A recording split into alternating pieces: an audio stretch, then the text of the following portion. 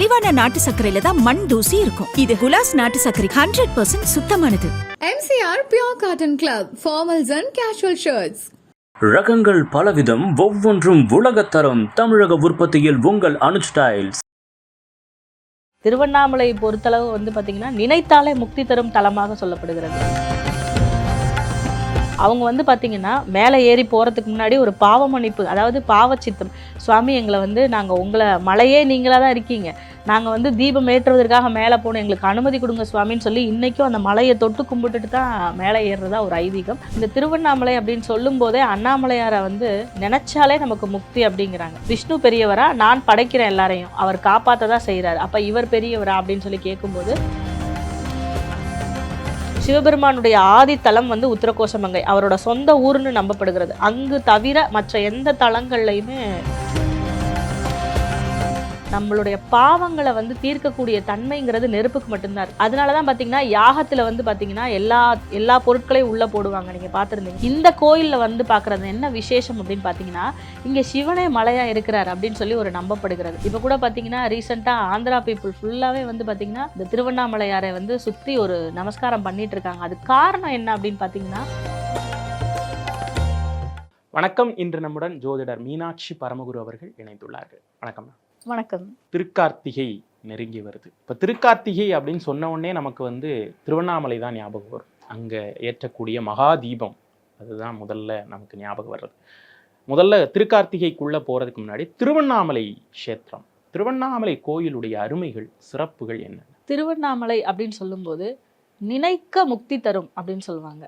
ஏன்னா சிவனுடைய தலங்கள்ல நெருப்பு தலமாக இந்த திருவண்ணாமலை பார்க்கப்படுகிறது. இந்த திருவண்ணாமலை அப்படின்னு சொல்லும் போதே அண்ணாமலையாரை நினைச்சாலே நமக்கு முக்தி அப்படிங்கிறாங்க. ஒரு ஊர்ல நீங்க பிறக்கிறதுக்கு முக்தி, இறக்கிறதுக்கு முக்தி அப்படின்னு சொல்லி சொல்லும்போது இந்த திருவண்ணாமலை பொறுத்தளவு பாத்தீங்கன்னா நினைத்தாலே முக்தி தரும் தலமாக சொல்லப்படுகிறது. இந்த புராணம் அப்படின்னு நீங்க எடுத்து பார்க்கும்போது சிவபெருமான் பாத்தீங்கன்னா அடிமுடி காண ஒன்னா அண்ணாமலையாரேன்னு அவரை சொல்றாங்க. அதுக்கு காரணம் என்ன அப்படின்னு பாத்தீங்கன்னா, புராண கதைகள்ல விஷ்ணு பகவானும் பிரம்மாவும் ஒரு தங்களுக்குள்ள ஒரு சர்ச்சை வச்சுக்கிறாங்க. நான் பெரியவனா நீ பெரியவனா அப்படின்னு சொல்லி. அந்த சர்ச்சையின் போது பாத்தீங்கன்னா நிகழ்ந்த ஒரு நிகழ்வுல ரெண்டு பேரும் முறையிடுறதுக்காக சிவனை தேடி போறாங்க. அப்ப சிவனை தேடி போகும்போது சிவன் ஒரு ஆழ்ந்த ஒரு தியானத்துல இருக்கார். இவங்க ரெண்டு பேரும் போய் அவரை பாக்குறாங்க. பார்த்துட்டு, ஐயனே இந்த மாதிரி எங்களோட ஒரு இந்த சந்தேகத்தை தீர்த்து வையுங்கள், இதுல விஷ்ணு பெரியவரா, நான் படைக்கிறேன் எல்லாரையும், அவர் காப்பாற்ற தான் செய்யறாரு, அப்ப இவர் பெரியவரா அப்படின்னு சொல்லி கேட்கும்போது சிவபெருமான் சொல்றாரு, இதுக்கு நான் ஒரு பயிற்சி உங்களுக்கு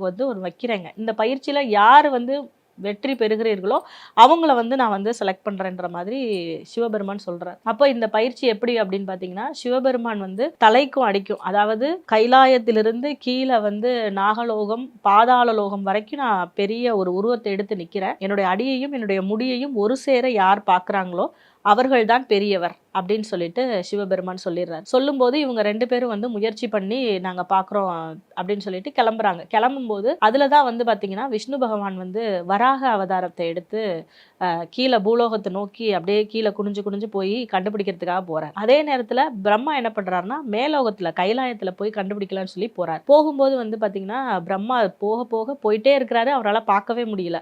அந்த நேரத்துல தாளம்பூ பகவானுடைய சிவபெருமானுடைய தலையில இருந்து பூஜையை முடிச்சு இறங்கி வர தாளம்பூவை பார்த்து, தாளம்பூவே எங்கிருந்து வருகிறாயின்னு சொல்லும்போது, நான் பகவானுடைய தலையில இருந்து வரேன்னதும், நான் இவ்வளோ நேரம் இந்த மாதிரியான ஒரு நிகழ்வு நடந்தது, எனக்காக சாட்சி சொல்லணும் பகவான்கிட்ட, நான் அவரை பார்த்தேன்னு சொல்லிட்டு. இது எப்படின்னா, நான் அவரை போய் ட்ரை பண்ணி பார்த்துருவேன், ஆனால் என்னால் பார்க்க முடியலன்னா நான் உன்னை கூப்பிடுவேன் சாட்சிக்கு, நீ ஆமாங்க நீங்கள் தவத்தில் இருந்தீங்க நான் பார்த்துட்டேன்னு சொல்லி பொய் சாட்சி சொல்வதற்காக தாளம்பூவை கேட்குறாரு. தாளம்பூ முதல்ல முடியாதுன்னு சொல்லுது, ஆனால் அவர் சம்மதிக்க வச்சிடுறாரு. சம்மதிக்க வச்சோடனே சரின்னு சொல்லி தாளம்பூவும் ஒத்துக்கிறாங்க. அதே நேரத்துல நம்ம விஷ்ணு பகவான் என்ன பண்றாருன்னா வராக அவதாரம் எடுத்து பூலோகத்தை அப்படியே தோண்டி போய் சிவபெருமானுடைய கால்களை பார்த்துடுறாரு. இப்போ நம்முடைய சமுதாயத்துல ஒரு விஷயங்கள் இருக்கு. அது என்னன்னா, நீங்க இப்போ ஒரு பெரியவங்க காலில் விழுந்தீங்கன்னா அவங்க என்ன பண்ணுவாங்க, ஆசீர்வாதம் பண்ணி அப்படியே உங்களை தூக்குவாங்க இல்லையா. அப்போ விஷ்ணு பகவான் இந்த ட்ரிக்கை ஃபாலோ பண்றாரு. அந்த பாதத்தை பார்த்த உடனே நமஸ்காரம் பண்ண உடனே சிவபெருமான் அப்படியே குமிஞ்சு அவரை தூக்குன உடனே இவருக்கு வந்து என்ன ஆயிடுச்சு, தலையையும் பாதத்தையும் பார்த்த ஒரு தன்மை வந்து கிடைச்சிருச்சு. கிடைச்ச உடனே வந்து இந்த இடத்துல பிரம்மாவும் வந்துடுறாரு. ஏன்னா இந்த பயிற்சி முடிஞ்சு போச்சு, விஷ்ணு தான் வின் பண்ணிட்டார் அப்படின்றத அனௌன்ஸ் பண்ணலான்னும் போது பிரம்மாவும் வந்து அந்த இடத்துல விஷ்ணுவை விட நான் தான் முன்னாடி பார்த்தேன், தாளம்பூ அதுக்கு சாட்சின்னு சொல்லிடுறாரு. அப்ப தாளம்பூவும் அந்த இடத்துல வந்து சாட்சி சொல்ல வந்த உடனே சிவபெருமான் கேட்கிறாரு. கேட்கும்போது நீங்க நிஷ்டையில இருந்தீங்க சுவாமி, இந்த மாதிரி பிரம்மா தான் பார்த்தாருன்னு பொய் சாட்சி சொன்ன உடனே சிவபெருமான் கோவம் வந்து என்னுடைய பூஜைக்கு இனி அப்புறம் உன்னை வந்து பயன்படுத்த மாட்டாங்கன்னு சொல்றாங்க. இன்னைக்கும் பாத்தீங்கன்னா உத்தரகோச மங்கைன்னு சொல்லக்கூடிய சிவபெருமானின் முதல் தலத்தை தவிர இப்பொழுதும் வேற எந்த தலங்கள்லையுமே வந்து தாளம்பூ பயன்படுத்தப்படுவதில்லை. திருவண்ணாமலையார்ல இப்ப நம்ம வந்து அண்ணாமலையாரை பத்தி பேசிட்டு இருக்கோம். சிவபெருமானுடைய ஆதி தலம் வந்து உத்தரகோசமங்கை, அவரோட சொந்த ஊர்னு நம்பப்படுகிறது. அங்கு தவிர மற்ற எந்த தலங்கள்லையுமே தாளம்பூ பயன்படுத்தப்படுவதில்லை. அதற்கு காரணம் இந்த பொய் சாட்சி சொன்னதுனால. அதே மாதிரி பிரம்மாவும் அதற்கு இதா இருந்ததுனால, நீங்க வந்து படைப்பு கடவுளாக இருந்து இந்த மாதிரி பொய் சொன்னதுனால உங்களுக்கு தனியாக கோயில்கள் இல்லை. இன்றளவும் நீங்க வந்து சுசீந்திரம் தானுமாலய சுவாமி கோயில் எல்லாம் பிரம்மாவுக்கு வந்து தனி சன்னதி வேணா இருக்கும். ஒரு தனியான கோயில் அமைப்புங்கிறது பிரம்மாவுக்கு இது வரைக்கும் இல்லை. அதற்கு காரணம் இந்த ஒரு விஷயம் தான். இங்க வந்து விஷ்ணு பகவான ஆசீர்வாதம் பண்றாரு.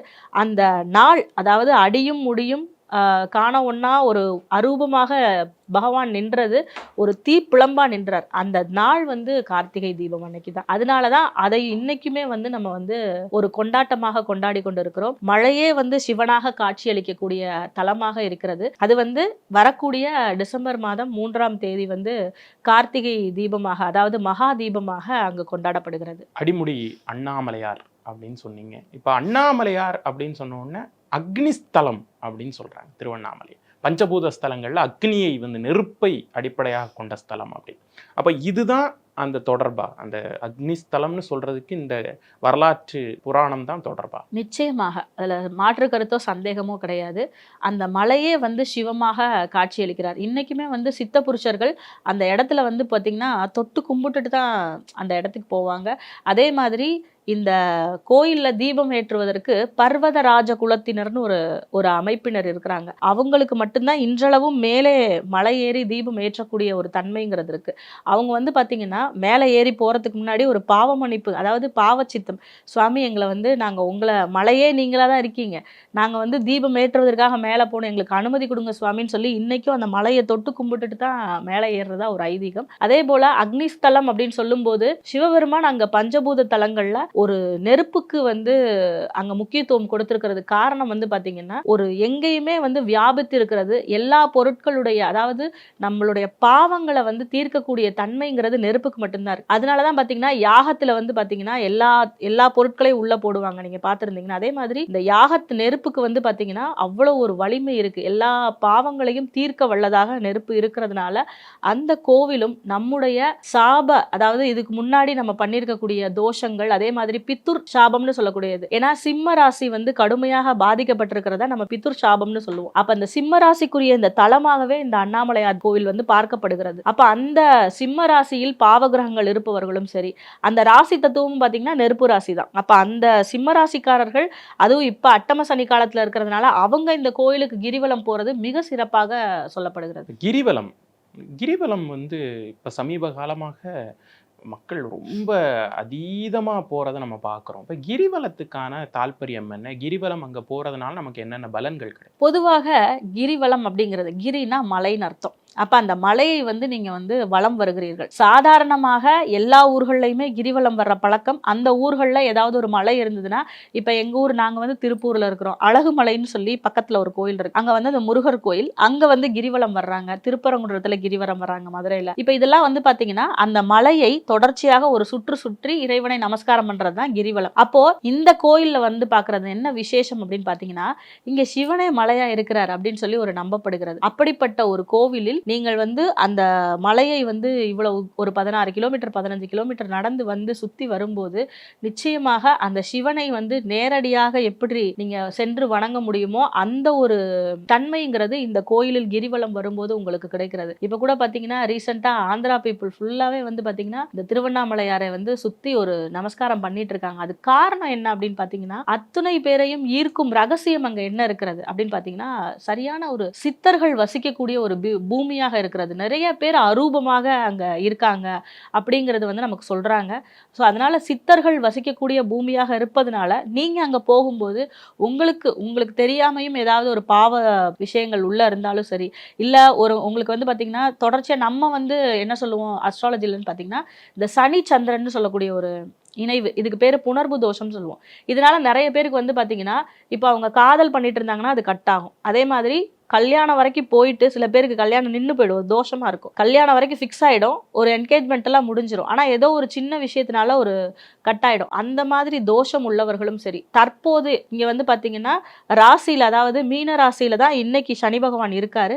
அங்க மீன ராசியில யாருக்கெல்லாம் சந்திரன் இருக்கோ அவங்களுக்கு வந்து பாத்தீங்கன்னா இந்த மாதிரி புணர்வு தோஷ அமைப்பு தான். அப்ப நீங்களாம் என்ன பண்ணணும்னு கேட்டா இந்த கிரிவலம் வர்றது உங்களுக்கு ரொம்ப ரொம்ப சிறப்பான ஒரு விஷயமா இருக்கும் அப்படிங்கறத சொல்லலாம். திருவண்ணாமலை அப்படின்னு சொன்னோன்னு நீங்க சொன்னீங்க சித்தர்களுடைய பூமி அப்படின்னு சொல்லிட்டு. இப்போ எந்த அளவுக்கு சித்தர்கள் சிவபெருமானுடைய ஆலயமா இருக்கோ அதே மாதிரி அருணகிரிநாதருக்கு முருகர் வந்து தரிசனம் கொடுத்த இடமாகவும் திருவண்ணாமலை இருக்கு.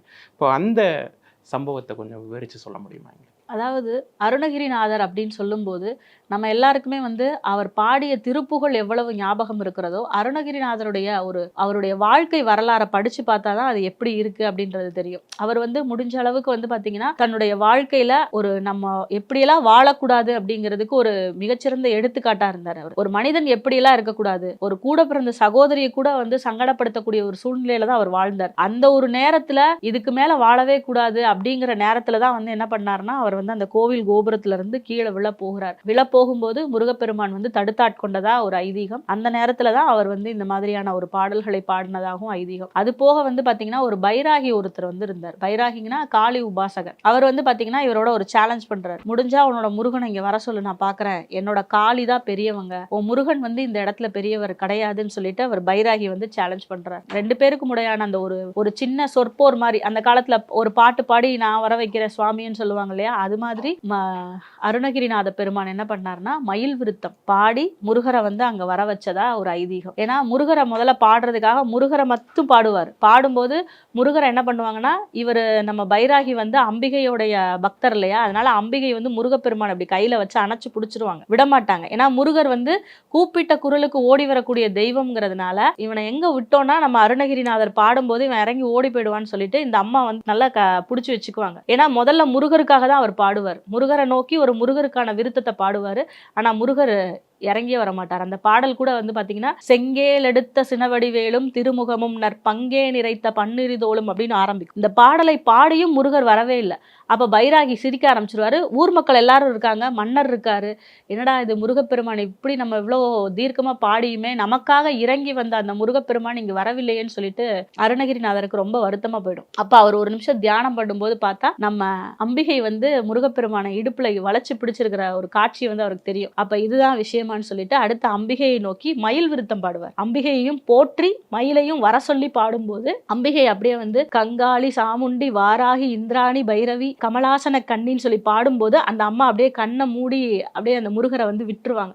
விட்ட உடனே முருகர் வந்து மயில் மேல ஏறி அங்க வந்து வந்திருக்கக்கூடிய ஊர் மக்களுக்கும் சரி பைராகிக்கும் சரி நம்ம அருணகிரிநாத பெருமானுக்கும் அனைவருக்கும் காட்சி கொடுத்த ஒரு தத்ரூபமான இடமாக திருவண்ணாமலை இருக்கு. மலிவான நாட்டு சர்க்கரையில தான் மண் தூசி இருக்கும். இது குலாஸ் நாட்டு சர்க்கரை 100% சுத்தமானது. MCR Pure Cotton Club, formals and casual shirts. ரகங்கள் பலவிதம், ஒவ்வொன்றும் உலகத்தரம். தமிழக உற்பத்தியில் உங்கள் அனுஜ் ஸ்டைல்ஸ்.